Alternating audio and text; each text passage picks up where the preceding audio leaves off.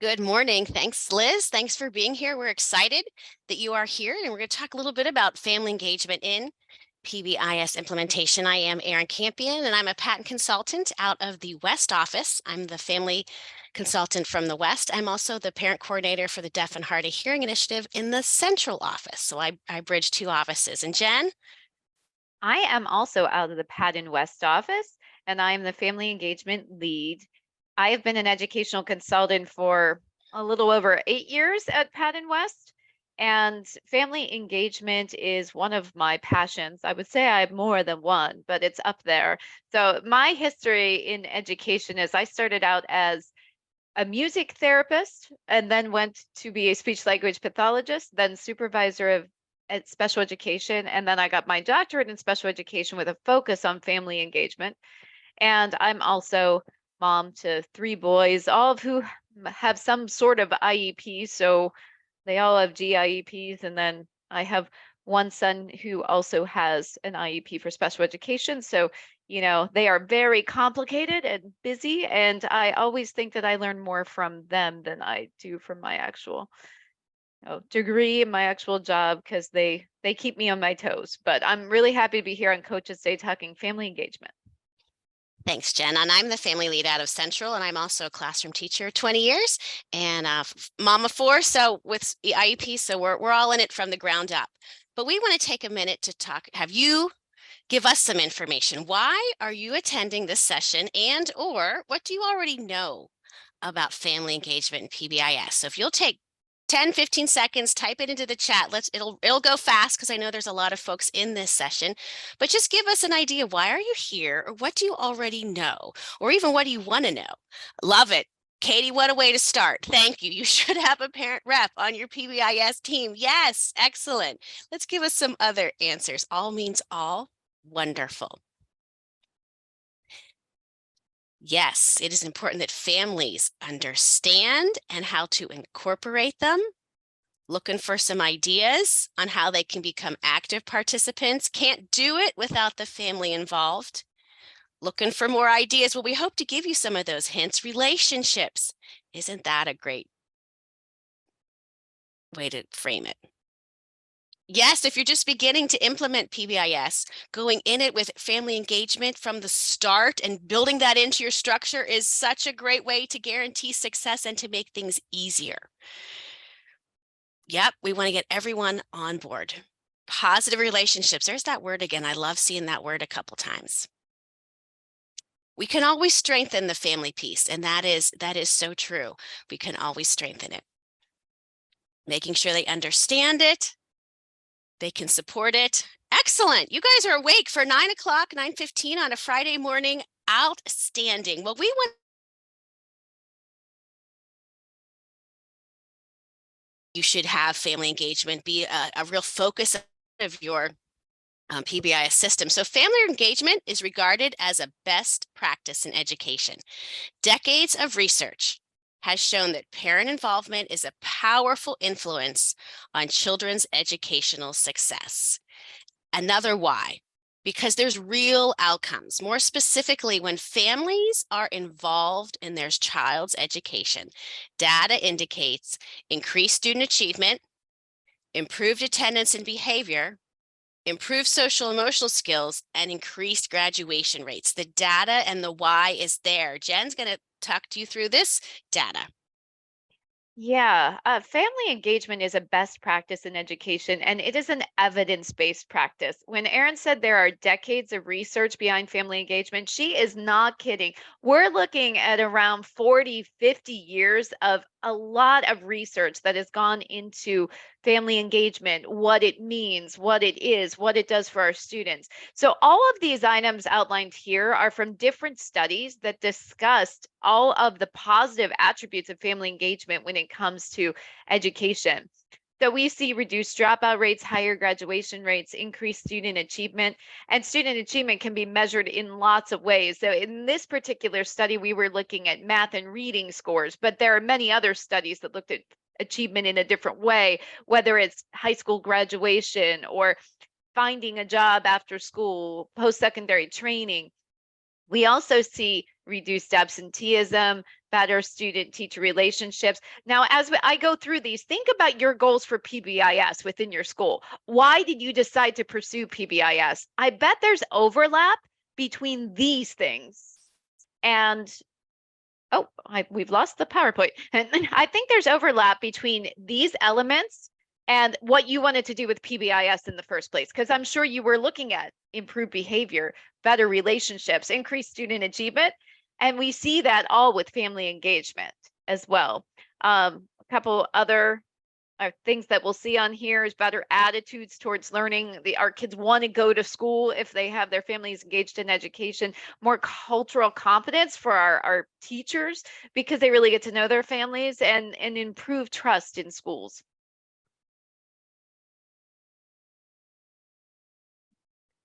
All right, so the why. Erin, are you on or did you get knocked off? I'm here, but I seem to be frozen. Okay, well, I think you're moving now. Am I? You are. So if you want to take the next slide, but if you drop Sure. off, I'll jump in there, no problem. Perfect. So when parents are engaged and involved in their children's education, this research comes direct from Henderson and MAP. And we want to hit one highlight real quick. This is their research, so we're being honest to their research. When parents are engaged, just a quick inclusive conversation, we tend to use the word families. Parents is the language that's used in IDEA, but when you look further into that guidelines, it is defined very broadly that it's not just the biological parents. It can include guardians and grandparents and caretakers. So even though this research uses parents, you will see throughout our presentation we use families. So when families are involved, their children's grades go up, they attend school more regularly, they're more likely to enroll in higher level programs, they're more likely to graduate and go on to college, they're more excited and positive about school and learning, and they have fewer discipline issues inside and outside of class. And we want to repeat those last lines. They're more excited and positive about school and learning, because that's why you're here, and they have fewer discipline issues inside and outside of class. Yes, and if you leave this presentation thinking, I want to learn more about family engagement, Henderson and MAP are a great place to start because they were really seminal researchers when it comes to this work. And again, they have spent decades researching this topic, so they have great stuff out there if you're looking for more. And if you are looking for more, we encourage you to take 5 minutes, and we guarantee that it will repeat what we've just shared with you. This is a joy to present because all the research supports us again and again and again.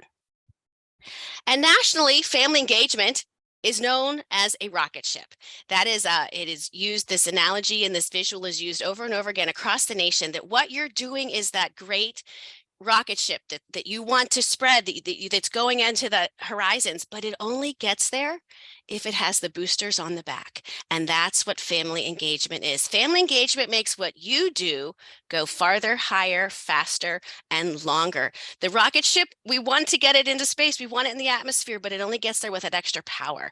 And family engagement is the power that takes what you do and makes it last and stay and have a really longer impact for all of our students and families. So my son was really, for a while there, he was like, do I want to work harder or smarter? And I'm like, well, you want to work smarter. And family engagement is working smarter. It takes what you do and it makes it go, you get a bigger bang for your buck. So we really want to stress that it is the rocket ship. It's the boosters on the back of the ship.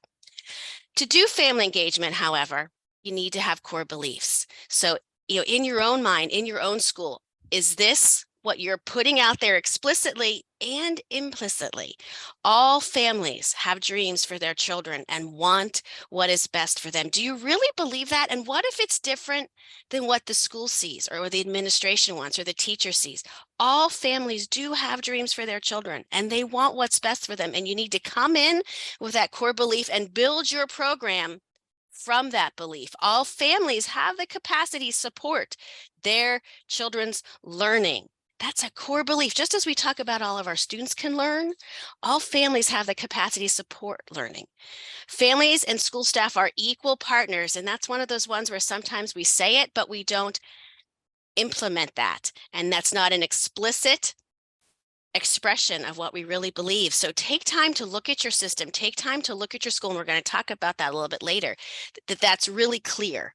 And the last one, the responsibility for cultivating and sustaining partnerships among school, home, and community rests primarily with school staff, especially school leaders. And that's an important part we want to bring home. We want to look at, go ahead, Jen. I'm going to interrupt because we had such a great quote in the chat that I just wanted to bring it up, which was from Katie, who said school climate directly impacts students' attitudes towards learning.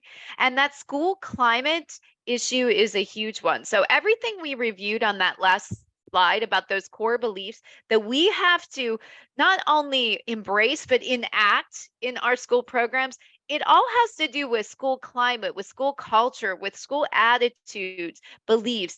And without those, you cannot have a truly successful family engagement program, and you can't have a truly successful school. So I wanted to point that out. And unfortunately, climate and culture are harder to change than protocols and policies, right? I mean, that change of attitudes, of feelings, of philosophies, of ethics and beliefs is much more difficult. But we're going to talk about how you can use practices to build this kind of climate change within your school. Thanks, Jen. Point that out. It's great. So one of the things, we're talking terms, we've already hit a little bit on, we use families and not parents because we want to be more inclusive, and that is a more appropriate term. We also are very careful about the term involvement versus engagement. And our goal is engagement. For many years, the focus or the level of standard was involvement. And involvement is one-way communication. It's what you're getting out. But engagement is two-way communication. What are you getting back? Are you actually trying to get information back? Is that part of your system? Is that part of your process? Or are you just focused on what you send? Involvement is explaining the decisions and the procedures and the policies, but engagement is co-creating and defining those with the family, having the family at the table, getting that input. Does this make sense to you? Is this a priority to you? Do you see this as a problem? Involvement is very school centralized. Come to us, come to us, come to us. Whereas engagement is very family centric. How can we best support you?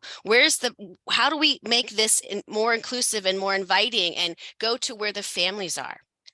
Involvement focuses on attendance, and we hear that all the time. We had 45 people show up.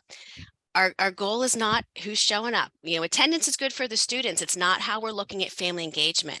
Family engagement is an approach to be able to say across the system, this is what we are doing to engage, not in a one-time, one-done Thursday night at 6 p.m. we had 45 people, but this is how we're getting the feedback. This is how we're doing the shared decision-making. This is how they're at the table.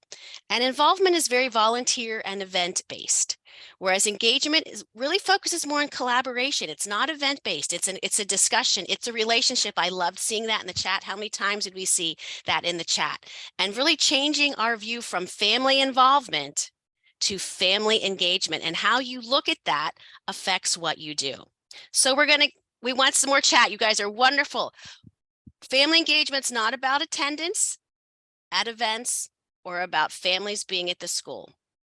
It consists of all the ways that schools support and encourage families to be actively involved in their children's education. Ultimately, schools build a bridge, creating authentic educational partnerships between families and schools. And we have that in our definition. Here's what we use across the state. Family engagement promotes equitable partnerships among schools, families, and communities to actively advance student achievement through shared commitment, decision-making, and responsibility. So here's your turn.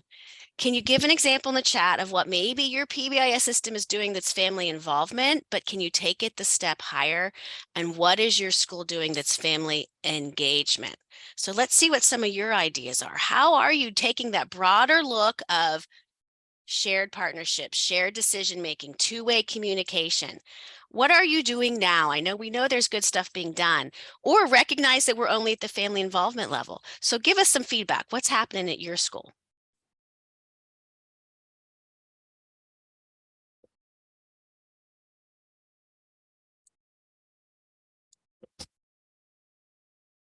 Yep, we're hoping to get you some ideas. Yep. Okay. Parent volunteers. Hmm. Involvement. Yep. Our school's not there yet. And even knowing where you are is so beneficial because that gives you an action plan to start with. Frequent communication, hoping to take some steps in the right direction. Brochures, parents help.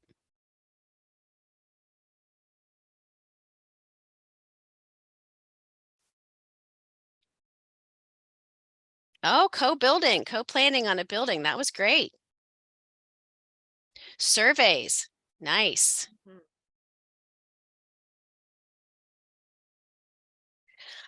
I hope you go back and go through that chat. There's a lot of good stuff in there. And then maybe we can even save that and get that out. So wonderful. Thank you. Children are the priority.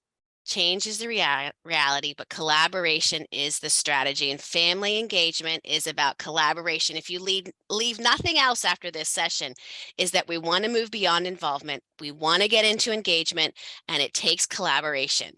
This is a great visual from the IRIS Center that kind of sums up what family engagement is. It's building positive relationships. You've gotten that so many times. I've seen that in the chat. It's getting to know families. Families come with a fund of knowledge. And there's another term that if you're in the family engagement world, you want to know that fund of knowledge. Getting to know what your families are bringing to the table. What fund of knowledge do they already have that's inherent in their structure? And how do you as a school find out what that fund of knowledge is and collaborate with them so that they can share that, so you can build on that fund of knowledge so that they can support their students, their children, and meaningfully involving them. We are problem solvers as teachers, aren't we? We come in and we see what's wrong, we see what they don't know, and we go in and we want to teach them, we want to show them. It's that shared decision making, it's letting go and having the family have a say in it is a little hard for us. And that's something that we really want to work on, meaningfully involving families. We also want to just make you aware of home culture. Being culturally responsive is very important. And we think a lot of times in terms of ethnic or racial or age or gender or religious cultures. But there's also a home culture that a lot of times we forget that needs to be considered when we're establishing a welcoming environment, that when we're building these things. There are parent and family considerations that need to be recognized in order to build relationships, and making sure that you're aware that there is such thing as a home culture. School personnel can build successful partnerships if they're aware that school is only one part of a family's daily life. They have a different job. They have other relationships. They have other priorities. They have other stresses and concerns. This is not what they do 8 hours a day. So schools need to be aware that this just represents one part of their life. And we need families see school and education through the lens of their own educational history. For a lot of families, there might have been stress and anxiety and unsuccessful outcomes. And you need to be cognizant that they're bringing that to the table. And then often families see themselves as outsiders. The school personnel and the administration, they're very comfortable in that building. But for a family, that is not where they're the most comfortable. And we get to retire. And at the end of the day, we get to close our doors. And on vacation, we get like that 2-week Christmas vacation or 1-week Christmas vacation. Families don't. They are involved in this education process every holiday, after 4 o'clock, on the weekends, and for the rest of their lives. So we need to remember that there is a home culture, and we need to be respectful and aware of any meetings or any demands or even expectations that we put on a family, that they're coming with their own culture just because they're home and not school. Jen? Yeah, I think remembering that a family's perspective might be different than ours. We might have a vision for what we think our students should be achieving, should be embracing in school, but that's not always the same at home. And just thinking about the many, many different viewpoints that can occur within different home cultures is really important. And I think too, like building that positive view of yes, we see differences here. We're going to embrace this diversity instead of run it down. and really meeting people where they're at is one thing we really promote in family engagement is we need to always be thinking positively about the contributions our families can make. We kind of alluded to that in that core beliefs slide, didn't we? We don't want to create an us versus them mentality, like our families believe this, but we believe this. We really need to be looking at those differences of opinion and recognizing, yeah, we all come from different places. We have different factors in our lives that are influencing our decisions. And just, again, really celebrate that, work with that. Don't make anything in us versus them.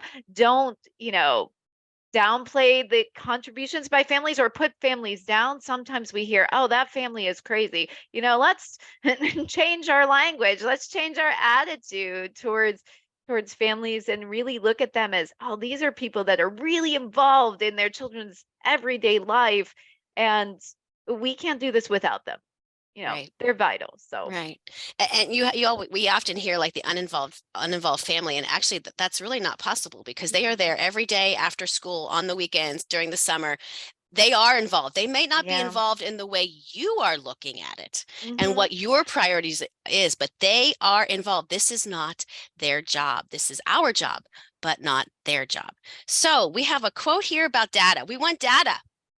How do we make a change? Where do we get started? Well, district family engagement staff recognize that data about family engagement are a lever for change, but they realize they still have farther to go to develop meaningful indicators of their work in data systems. Evaluation often hinge on persuading teachers, principals, and other district offices to take data collection related to family involvement seriously. We choose family engagement. We've already addressed that. So what kind of data are you getting for family engagement? And here's the last quote the last line of the quote that Westmoreland says: having the district-wide internal capacity, not just to collect data, but also to use it as information feeds into planning and improvement. So we want to talk about family engagement data so that you know where you are and you know where you're going. But real quick, what data does your school collect about family engagements? We saw someone had a survey in there, but have you thought about family engagement, not just as what you're producing, but what you're getting back? So how is your school getting back data from your families? Let's see what you have in the chat. And the data itself is representative of that two-way conversation, right? How we're not only informing families, but getting information back. And then it's not enough to get the information back, is it? We have to use it. Yeah, We have to yeah. apply it. We have to analyze it. So yeah, I see a lot of surveys in here, needs assessments. And then we saw some requests for people to share, and we are going to share please some. There is that Liz said that she has, and we have put several resources, including some needs assessments on there. Phone calls. I love that. That's great data, but what are you doing with that data? Very nice. I like the dojo communication as well. So for those of you who don't know what it is it Class Dojo? It's a basically a communication system back and forth that often focuses on behavior, but all the families of the kids in the classroom are able to get these messages about how their kids are doing at school. So it's sort of a constant communication. And I think it can be two-way as well, right, guys? So it's the teacher sending out messages to the families, but the families can communicate back. Remind is another one that we've seen families use back and forth. It's a way to have a protected texting number that you can exchange information. And that's really great. All right, well, let's look at some of the data that we're going to, these are great. I hope you're writing some of this down, but some of the things that we want to look at is the secret shopper motif, mission possible, needs assessments, and the PBIS family engagement rubric from the Ohio State University.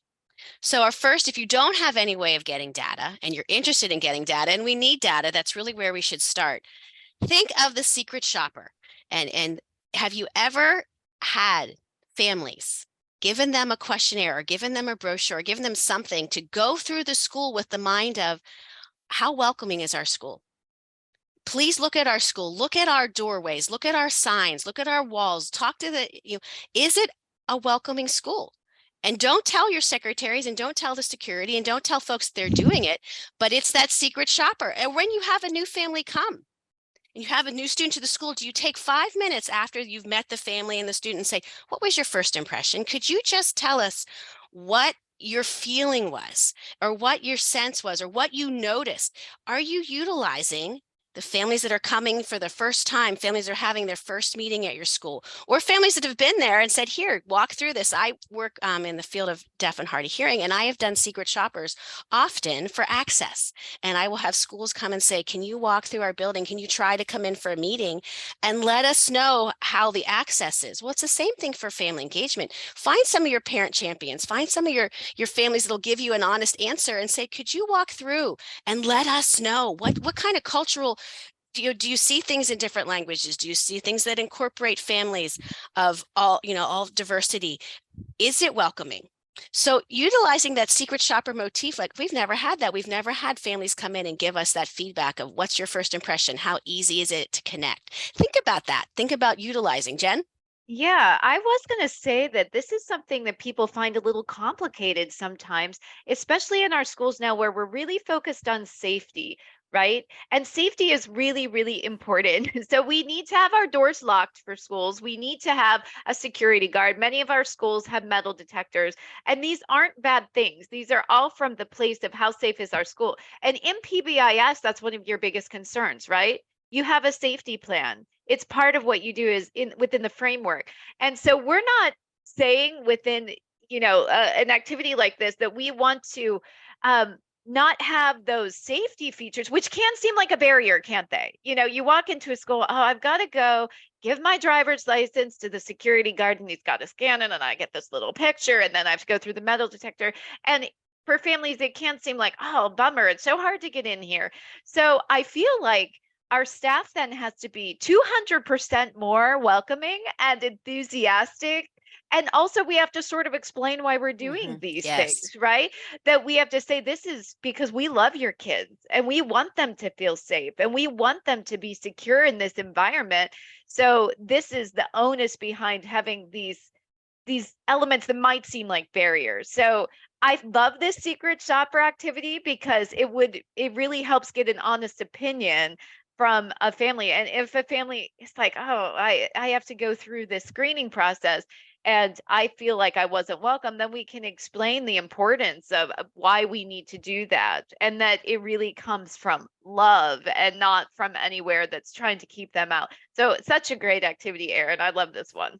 And it's explaining the why. We agree. We are not having it removed, but are you explaining the why? And is the why understandable? And is that giving the right message? Same thing with your Yeah. social media and your website. It was a Yes. joy to be part of a focus group where they brought in a group of family members and they had us go through their website with them and they asked us real questions like how does this look to you? And is this easy?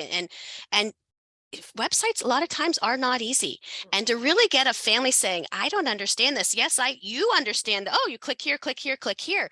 But when you have someone coming from the outside, the Joe on the street, that can be really powerful. And even with your brochures or your information you're sending home, do you have a focus group or you have family members that are not involved in creating it? Do they understand what you created? So thinking about your social media, thinking about your website. Jen? Another thing is the educational portal. So by raise of hand, how many of you use an educational portal to keep track of grades, assignments, things that families can check? Okay, I see a lot of raised hands. Educational portals are great. Oh, loving all the hands that are coming up. It's great information that's shared on portal. It really, really is. But sometimes people don't know how to use the portal. So having a focus group like this or a secret shopper who's learning how to use this portal for the first time and can kind of share what was hard about it. Well, what didn't I understand when I was trying to register? I've got to say, I still learn things every day about the portal. I was trying to look at one of my son's grades to determine like what is he doing that he has such a I think a low grade in this class, and I don't understand where it's coming from. And so I was talking to the principal and she's like, if you click here you can see every day the breakdown of what he's doing in class. And I was like, really? And I mean, I've used this for 5 years and I wasn't aware of that. So that's another place where you can check and see, are people really understanding how to fully engage with that system? Because isn't the information wonderful? It really, really is, but not if people don't know how to get to it. So looking really deeply into how people are engaging with those different technologies is important. And not only does it give you great information, but it builds family engagement. How is that? Because you're bringing families in saying, we are partners on this. We are equal on this. We want to collaborate with you. Can you help us? And there you're building, it's a BOGO. You're building family engagement and you're getting great information at the same time. So that first impression, that welcoming, having that secret shopper walk through to look at your culture, that, having focus groups for your social media and your website's powerful. And then there's also this little trick called the 1, 2, 3 that I think is great. Anytime that you're with a family, anytime you have a family that actually shows up or comes or with a call, you take 2 minutes at the end and you ask them 3 questions. How did you find out about this? What convinced you to come or to explore this opportunity? And what can we do to help you and your child's education? So when you at the end of your book night or at the end of a parent conference or whatever, how did you find out about this? What convinced you to come? Like what was the caveat? What was did we say or how did we phrase it? And what can we do to help you? There's 3 easy ways. 3 questions. It takes 30 seconds to a minute. And you don't want to let someone go out the door without getting good data from them. And by asking the 1, 2, 3, you're getting data from every family or every time you make that connection. We also want to tell you that there's a link on our PaTTAN website, module 1, which is called Welcoming All Families into the School Community. And that's under our family engagement tab. And that has a lot of these topics in it, has a lot of steps to it, and it is linked in our references, and we can put that in as well. All right, the second, that was our secret shopper. The second tool is Mission Possible. It's in our module, and it's looking at your mission statement. Do you have a copy of your mission statement with you? Do you have what you have on it's probably on a wall somewhere in your school. What stakeholders are included in your school mission statement? Does it actively address that our mission for our school is collaborative partnerships? Does it explicitly state that families are part of those partnerships? And does it in any way reflect that families are equal partners? Jen and I work with a lot of schools and they say, well, it's implied. For families, there is no such thing as implied. It needs to be explicit. We don't imply our instruction. It's explicit instruction. So look at that's a great way to start. What is our goal of our school? What's our mission? What are we putting out to the community? Look at what you're saying. And I'm sure it's all good intentions. And we know that you love families and you want to include them. But is it explicit in your mission statement, Jen? Yeah, I agree. We do get that a lot from schools saying, but I said educational partners, and that means families. That's how we feel about our families. Your families don't always know that. So it does help to just put it out there, to say family engagement, to say family partnerships, and make it really clear that you're valuing this collaborative effort between school and home. It does have to be pretty obvious for people to really understand what your intent was. So we challenge you thank to you. look. We challenge you to look at your mission statements and really get a focus group, get a team of your admin, and address these questions. And there is that activity in the module. You'll see it in module 1. So we've got our secret shoppers. We've got you're looking at your mission statement, looking at needs assessments. And when we have 2 linked in our resources, these are just screenshots of them. The PaTTAN Family Engagement team does have a needs assessment based on family engagement that you can take with a team, that you can take with a group, that you can take with a focus group and look at what are we really doing for family engagement? Because like we said, we want the data, but are you making the effort to find it? We also include a family school partnership checklist, which is another needs assessment. So we want to make sure you know that both of those are available and they are on the Padlet. All right, so you need a piece of paper real quick. Number 1 through 5, we have a quiz for you. I'll give you a minute to read the questions and write your answers. Who is responsible for building, growing, and maintaining family engagement? That's question 1. Question 2, what progress and action steps, whose progress and action steps are evaluated? Who needs to look at ways to improve and expand their family engagement? Who needs to change, adapt, and fit their methods of engagement to be more culturally and personally responsive? And who is paid, trained, and has work time for family engagement?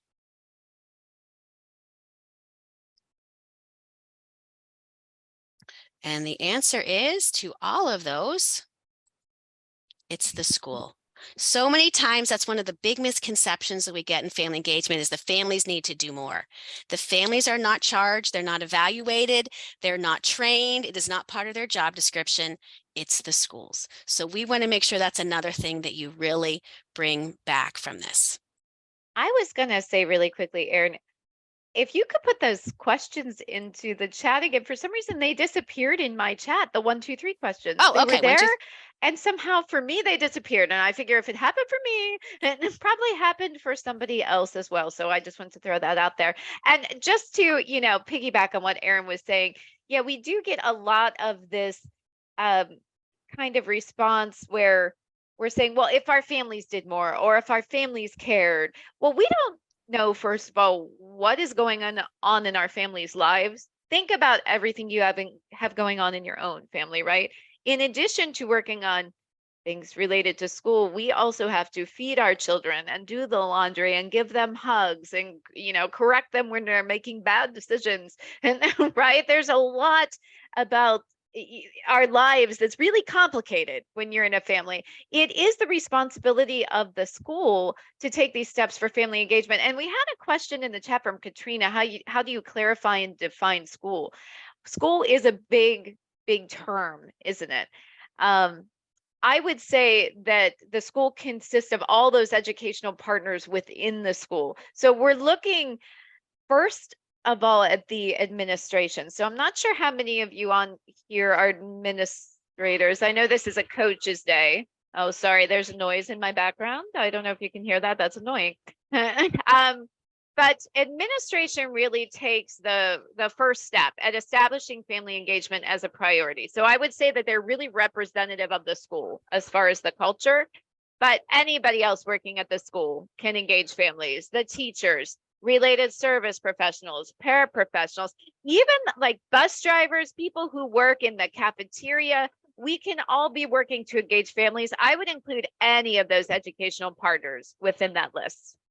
And our goal really here is the understanding that at no time in family engagement do you evaluate the family. I will say that one more time. At no time in family engagement are you evaluating the family. We are evaluating our efforts, our work, our reach out, our success in it. We are not evaluating families as good, bad, and otherwise. Families are families, and that is who they are. They are not that they come as a family. We are not to evaluate them. It is our effort. Absolutely. So the last way to gather data, we've done the, look at the focus groups, that secret shop, or give those, surface surveys, but also look at your mission statement, also look at needs assessments. There is a wonderful tool that we wanted to get into your hands from the Ohio State University, and it's their PBIS Family Engagement Rubric. And we have a quick video. We're going to get to it real here, and hopefully it works, that they explain it, and then we're going to look at it. So give me a thumbs up if everyone has sound and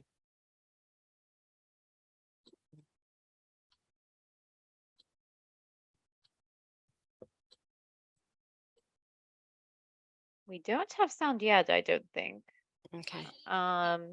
And No sound yet. Go back to the beginning. It might have been starting. I heard little blips. Let me stop share and click one more time because I want to make sure you can hear it. Yeah. And let's try this again. That's why we always check. Sound? Yeah. Yeah. All right. Thank you.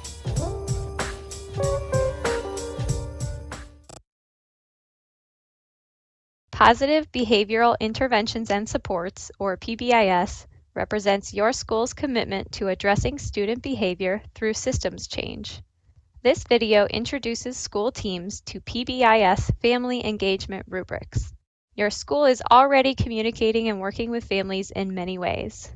This video will help your team answer the question, how can we engage families as full partners in our PBIS journey?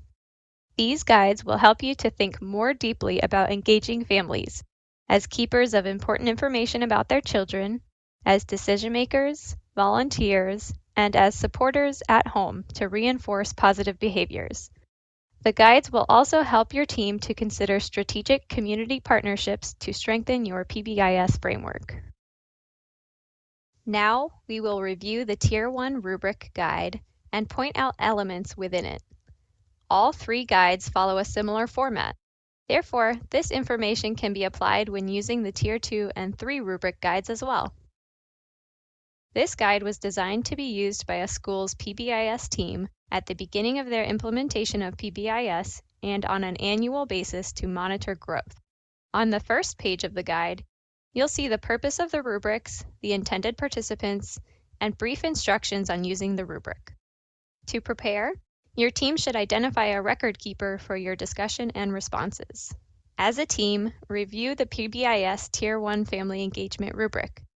Notice the key areas on the left side of the rubric: communication, decision-making, volunteering, parenting and learning at home, and collaboration with the community. These are adapted from Dr. Joyce Epstein's Family Engagement Framework. At the top of the rubric, you will see levels 1 to 4. The levels describe a progression of family engagement from level 1, emerging practices, to level 4, optimal practices. PBIS team members should read the descriptions at each level, 1 through 4, for each key area, one key area at a time.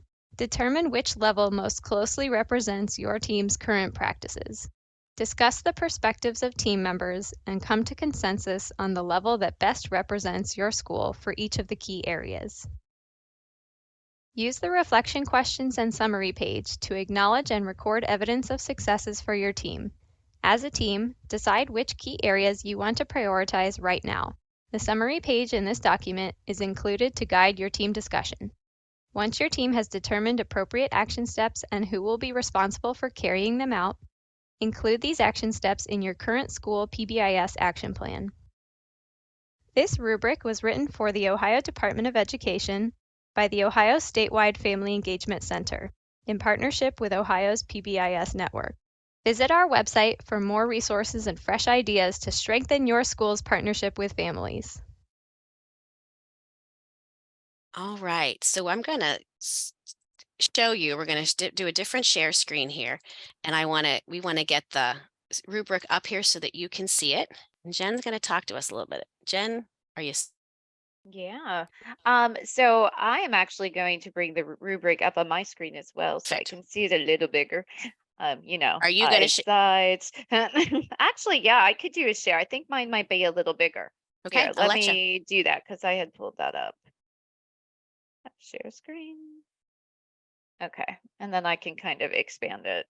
All right, so one of the challenges I've heard about measuring family engagement, I've heard this in the past, is that for a long time there weren't a lot of ways to measure family engagement. Like what protocol do you use? What kind of assessment? Well, this one from Ohio is really fantastic. So we're going to dive into it a little bit. This rubric is built specifically for PBIS. So I think it's something that you guys can all use. A lot of you were saying we're just beginning PBIS, or we know we have the family involvement portion down, but we're not so sure about family engagement. This is a terrific way to be looking at your family engagement and really measuring where do we need to make some improvements. What are we doing great already? So this is divided into several key areas. We have communication up top, then decision-making, volunteering, parenting and learning at home, and collaboration with the community.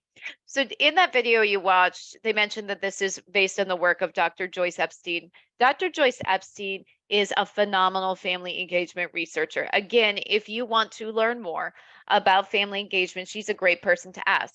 And she uses a framework in which we note that families are engaged in learning in different ways. So families, in order to support their children's learning, they are parenting them and taking care of them at home so they can learn. They're supporting learning at home. They're communicating with the school district. They're helping make decisions in their child's life, whether those are based through the school or in the home environment. they're collaborating with the community, and they're advocating for their child. So we base this particular rubric on all of those different hats that families wear whenever they are supporting their students in education. So level 1 is that surface level. I would think of this as maybe more of the involvement phase. Like level 1, level 2, it's more of that one-way communication. Yeah, we're giving them information about PBIS. We're planning and we're making the matrix. We're not exactly involving families with that. Now, if we look at level 3 and 4, which is cruising more towards actual engagement, families are informed of school activities in lots of ways so we can maximize how many families are going to be aware of and involved in PBIS. I love this year-round ongoing methods of listening to families. So encouraging that two-way communication, we're valuing their feedback. So we talked about the importance of not only getting data, but actually using it. So we're showing that we value it by taking it in, communicating it to the larger environment, using it to base our decisions upon. So you can see the continuum here. Take a moment and look at this. So I did put the link to it in the chat. And I'm just curious to know, let's look at something like decision making. I'm just throwing one out there. Give us your number. Are you level 1, 2, 3, or 4? And don't be embarrassed either way. Many of us may be at level 1. We're just getting started. I mean, that's okay, but kind of being self-aware about where you're at. I'm curious to see what's in the chat. Okay. Okay, yeah, lots of level 1, level 2. I Level think 1, the level 2, 1. wonderful thing about the rubric is now that you can look and it's defined and it's not as Yes. vague, it's not that amorphous out there, that you can say this is where we are. So you pick as you go through the rubric, if decision making is what you really want to work on, now you'd make your action plan. How do you take it from a level 1 to a level 2? That's where you start. You get your team together and make sure there's families on that team. Get your focus groups. How do we take it from that? Or maybe your goal is more on the communication, but you get to decide what area you feel needs to be next, or ask your families, where do they feel it needs to be next? Yeah, and I like that you can use evidence for this. So what's hard about family engagement sometimes is it seems it's related to feelings, which are hard to measure. Okay. They really, really are difficult.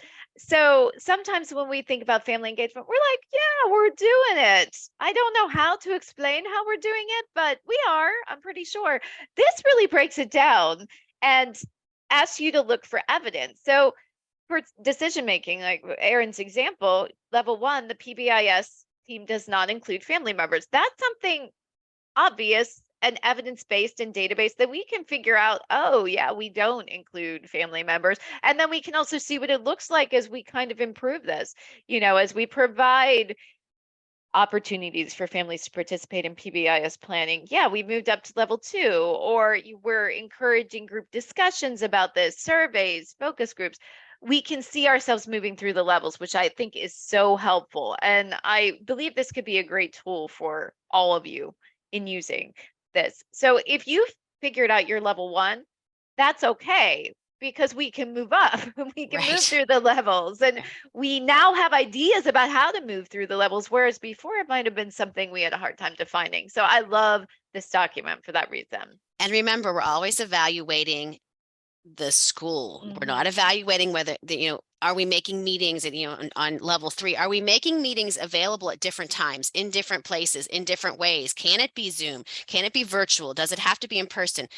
That's our job, is to evaluate our efforts so that we can get more from families, so that we can make it more accessible and easy. We are not evaluating, well, this family only comes 25% of the time. Maybe we need to stop and look at, how are we getting feedback from them? Do they work night shift? Is there a transportation issue? Is there childcare? There's a lot of ways that we need to start being reflective and creative so that we are opening doors for our families. And like we said, this is tier 1. There's also one for tier 2. Yeah. And there's also one for tier 3. And I do like the way this emphasizes the many, many ways we can engage families, not only with that, again, physical presence in hear a lot in family engagement is our families just don't come. Our families just don't come. And that's not the point. We would love to have families coming to school events. It makes us feel good. It builds morale. Absolutely. And we agree that that's a great thing. However, there are families that engage in many, many different ways. So they might be doing so from a distance, and that's okay. The point is that we are working to find a way to engage all those families in all their different ways with all their different contributions. And that really is outlined very well in here. It's looking at all those different formats we can use to engage families. We're so, embracing the universal design for learning with our students. We need to have that universal design of family engagement, that we need to, what barriers and obstacles can we take out of the environment? What can we give in many ways and allow feedback and not performance, but response in many ways from families. So we're not just treating our students as individuals, which is great. We need to do our families as individuals and have that universal design approach for our family engagement as well. Mm-hmm. All right, I'm going to stop my share, Erin. All so right. you can pick And up then yours again. Okay. So let me, oh, there we go. And these are the questions. Is everyone seeing it now? These are the questions. Do you have families involved in your PBI system? How are you involving families in your PBIS approach? How are you working to increase the engagement of those families? How are you conveying information and progress? And how are you receiving? It's often that number 5 that sometimes we hesitate on or we don't get, but we need to be really adamant and put a lot of effort in how are we receiving information. I want to go back just one slide here, and there we go. This is a nice visual continuum of engaging family members from just inviting them to serve, to informing them, to providing opportunities for two-way communication. Here's where we really get on that family engagement, is that now we're getting past involvement into engagement, to encouraging frequent communication, and then it can lead to who knows what else. The doors are wide open once you have built that relationship and you've really made those efforts, that we get information in different ways. Some call us, some text us, some show up, some write a note, some we see in passing. So there's a nice continuum of how you can engage your families. Yeah, absolutely. And I think, again, figuring out how to go from one way to two-way, because sometimes we can be pretty good about, okay, we sent home a magnet and it has the matrix on it and the expectations. And that's really, really good because we've informed our families. But then how do we start getting information back from our families? So that is the tricky part. So just like you need to get information back from your families, we want to get information back from you. So did you expand what you knew about family engagement and PBIs after the session? And what else would you like to know about? So take a minute in the chat and let us know. What hit you? Was there an aha moment? Share it. Maybe someone else is like, oh yeah, that was new to me too. And what other information would you like or you're intrigued to know about? Two-way communication. We have to practice what we preach, right? You're our secret shopper. Involvement versus engagement. I'm glad that hit someone. Good. Yeah, several people. Very nice. The rubric. Good. Yep. Ohio State has great resources. Gathering data. Yes, please gather family engagement data and then use it. And there's a lot of ways to do it. Ownership engagement belongs to the school. Woohoo! Yes, that's our favorite. Yes. And there are a lot of, like I said, Liz was so gracious and put a lot of tools on the Padlet. That you, and all of the rubrics are linked there.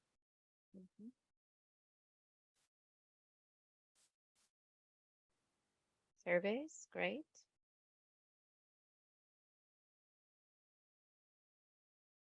There are ways to start today. There are ways that you can go today and look, how are you looking at your core beliefs? Even having that discussion of looking at your mission, what's in our mission? What do we believe? Are we making these beliefs clear to the staff? Maybe that's where you start. Let's have a discussion of our core beliefs. We're not evaluating families. We're evaluating what we are doing. That is so true. So here's our contact information. And if you have any questions and want to reach us in the future, please do. Liz can, always connect us as well. So Erin and Jennifer, I want to thank you so much. That was outstanding.